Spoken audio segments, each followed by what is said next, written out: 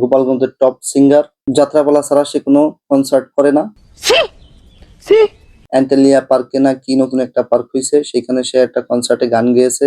সেই গানে একটা ভিডিওতে দেখলাম তার ফ্যান ফলোয়াররা তাকে অনেক কমেন্ট করতেছে। এবার সোহেল কাকা বেদগ্রামের, সে কমেন্ট করছে নেশা খেতে খেতে তুমি শেষ। সোহেল কাকার কমেন্টে আর একটা রিপ্লাই করছে একটা মেয়ে, নেশা না নারী নারী। ফকিরকান্দি বাড়ি, আশিক নাম, সে একটা কমেন্ট করছে ইমোশন নিয়ে খেলা করে দিলি ভারী।